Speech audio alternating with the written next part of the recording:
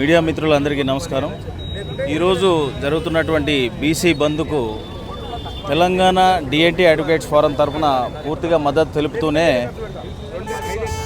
స్వతంత్ర భారతదేశంలో మరి బీసీలలో అట్టడుగున ఉన్నటువంటి సంచార జాతులు, విముక్త జాతులు, అదేవిధంగా మరి అర్ధ సంచార జాతులకు ఈరోజు కూడా ఆర్థికంగా, విద్యాపరంగానే కాకుండా రాజకీయంగా కూడా మరి కనీసం పంచాయతీ స్థానిక సంస్థలలో కానీ మరి మున్సిపాలిటీలో కానీ ఇప్పటికీ కూడా స్థానం లేదు.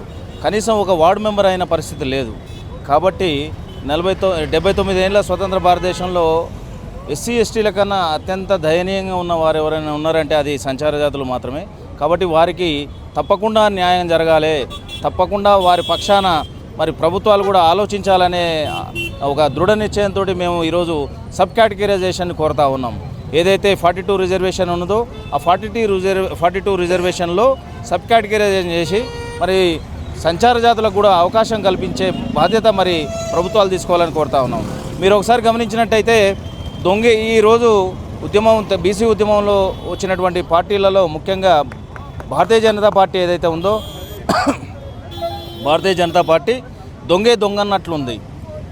వెనకడికి స్వతంత్రానికి పూర్వం బ్రిటిష్కు వ్యతిరేకంగా ఏదైతే భారతీయులందరూ పోరాటం చేశారో బ్రిటిష్కు వాళ్ళకు వ్యతిరేకంగా భారతీయుల పోరాటంలో బ్రిటిష్ వాళ్ళు కూడా పాల్గొన్నట్టుగానే ఉంది, కానీ నిజంగా న్యాయం జరగట్లేదు. మరి మీ చేతిలో ఉంది.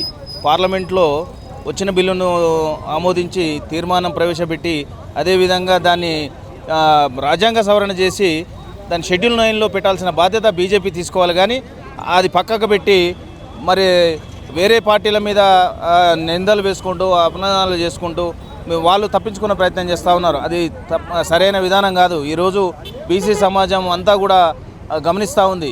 ఏ పార్టీ ఏం చేస్తూ ఉంది, ఎవరు స్టాండ్ ఏదనేది కూడా గమనిస్తూ ఉంది. మీ వేదిక ద్వారా, మీ ఛానల్ ద్వారా నేను బీజేపీని కోరేది ఒకటే, ఇక్కడ ఉన్నటువంటి ఎంపీలు ఎవరైతే ఉన్నారో 8 మంది ఎంపీలు మరి కేంద్ర ప్రభుత్వం మీద, బీజేపీ పార్టీ మీద ఒత్తిడి తెచ్చి తెలంగాణ శాసనసభ, తెలంగాణ ప్రభుత్వం పంపినటువంటి బిల్లులను మరి అక్కడ ప్రవేశపెట్టి ఆమోదింపజేసి మరి అమెండ్మెంట్ చేసి షెడ్యూల్ 9లో పెడితే కానీ తెలంగాణ ఉన్న 42 రిజర్వేషన్కు ఒక రాజ్యాంగబద్ధమైన రక్షణ కలగదు. కాబట్టి ఆ దిశగా మీరు పయనించాలి, ఆ దిశగా మీరు ఒత్తిడి తేవాలని మీ ద్వారా ఇక్కడ తెలంగాణ బీజేపీ ఎంపీలకు నేను హెచ్చరిస్తూ ఉన్నాను. Thank you very much.